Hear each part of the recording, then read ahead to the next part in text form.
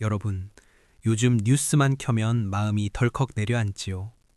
세상은 시끄럽고 사람들은 서로를 향해 목소리를 높이고 단체방은 전쟁터가 됩니다.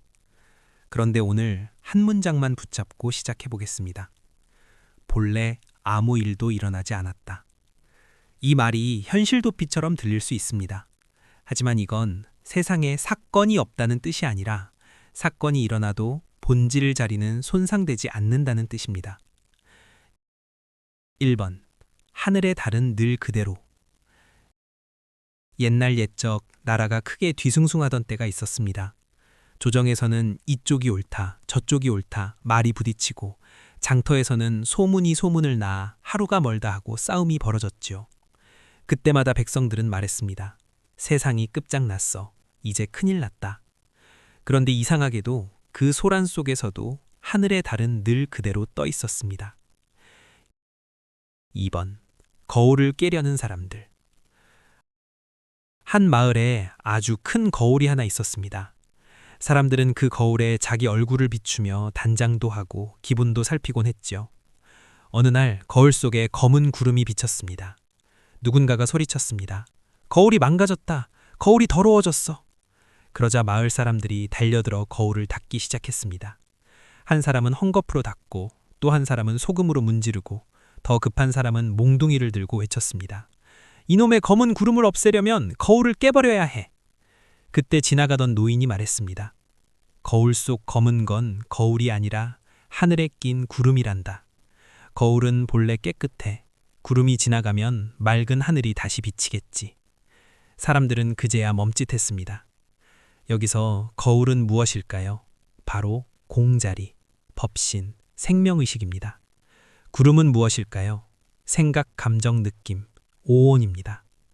구름이 하늘을 가릴 뿐 하늘 자체가 더러워진 건 아닙니다. 3번. 장자의 나비 꿈을 뒤집어 보기. 장자는 유명한 이야기를 남겼지요. 내가 나비가 된 꿈을 꾸었는가, 나비가 내가 된 꿈을 꾸었는가. 이 말은 단순한 철학 놀이가 아닙니다. 핵심은 이것입니다. 모양과 장면은 바뀌어도 바탕은 손상되지 않는다. 꿈속에서는 전쟁도 일어나고 연애도 하고 도망도 치고 죽기도 합니다. 하지만 잠에서 깨면 어떻습니까? 꿈속에서 난리였는데 실제로는 아무 일도 없었네. 바로 그 구조를 현실에서도 볼 수 있어야 합니다. 현실을 꿈이라고 무시하라는 게 아니라 현실이 요동쳐도 본질 자리는 꿈의 바탕처럼 흔들리지 않는다는 뜻입니다.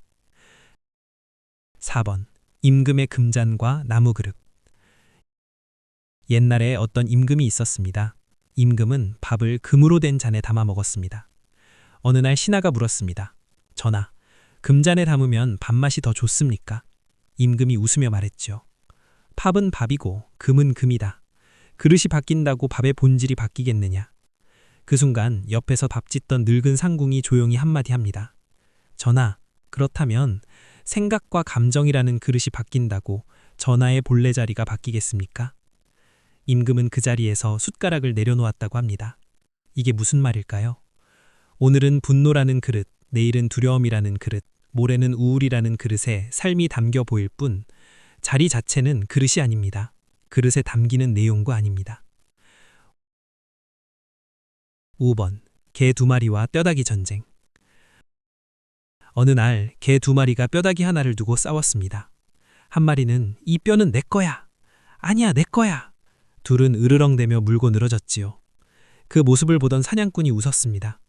둘 다 뼈에 미쳐서 자기 목줄이 묶여 있는 것도 모르는구나. 여기서 뼈다귀가 뭐냐? 내 생각이 옳다는 확신, 내 편이 정의다는 동일시입니다. 그리고 목줄은 뭐냐? 생각이 감정을 만들고 감정이 느낌을 만들며 그 느낌이 다시 생각을 부추기는 연기의 고리입니다. 우리는 뼈다귀를 붙잡으라 내 마음이 어떻게 휘둘리는지 놓칩니다. 6번. 단체방 전쟁의 진짜 정체. 요즘은 칼과 창 대신 카톡방과 댓글창에서 전쟁이 납니다. 보수는 보수대로 열이 오르고 진보는 진보대로 목소리가 높아집니다. 그런데 정견으로 보면 둘 다 같은 공정을 밟습니다. 1번. 생각이 일어난다. 2번. 감정이 붙는다. 3번. 불쾌, 불안, 흥분 같은 느낌이 생긴다. 4번. 그 느낌이 다시 생각을 강화한다. 5번. 결국 내가 곧 그 생각이 되어버린다. 이게 바로 생각과의 자기 동일시입니다. 그래서 결론은 이것이지요. 세상사에 떨어져 있으란 말이 아니다. 다만 그 모든 분별이 환영성을 놓치지 말라. 7번. 전쟁이 나면 친구도 적이 되어야 하나? 우크라이나와 러시아 국적의 두 친구가 있었습니다. 전쟁이 터지자 주변이 요구합니다. 이제 너는 어느 편이냐? 그때 한 친구가 말합니다. 나라가 싸운다고 내 마음까지 싸워야 해. 내가 생각의 노예가 되면 전쟁은 내 안에서 끝나지 않는다. 이 말이 바로 공부의 핵심입니다. 일체를 초월했지만 동시에 깊이 관여할 수 있다. 참여하되 오염되지 않고 말하되 미움에 잠기지 않는 것. 그게 정견의 힘입니다. 8번. 폭풍 속에서도 바다는 깊다. 바다 표면은 폭풍이 치면 난리가 납니다. 파도가 솟고 거품이 터지고 배가 흔들립니다. 하지만 깊은 바다 아래는 어떻습니까? 놀랍도록 고요합니다. 표면의 파도는 우리의 오온이고 깊은 바다는 공자리입니다. 삶에서 사건은 계속 일어납니다. 하지만 본질에서는 아무 일도 일어나지 않습니다. 그 자리에 깨어 있으면 세간의 일은 일로 보이되 나를 찢어놓을 만큼의 실체로는 보이지 않습니다. 결론. 다른 그대로 구름만 지나간다. 오늘도 세상은 시끄러울 수 있습니다. 내 마음도 출렁일 수 있습니다. 하지만 그때마다 기억하세요. 구름이 지나가도 다른 그대로. 파도가 쳐도 바다는 깊다. 꿈이 요란해도 바탕은 상처받지 않는다. 정견의 일상화란 세상을 부정하는 게 아니라 세상이 요동쳐도 본질의 자리를 놓치지 않는 눈입니다. 그리고 그 눈이 한 사람 한 사람 깨어날수록 전체가 밝아집니다. 세상이 이미 밝아도 눈 감은 사람이 많으면 어둡습니다. 그래서 우리가 지금 여기서 이 공부를 합니다. 세상은 난리여도 본래 아무 일도 일어나지 않은 그 자리를 서로가 다시 확인하도록 말입니다.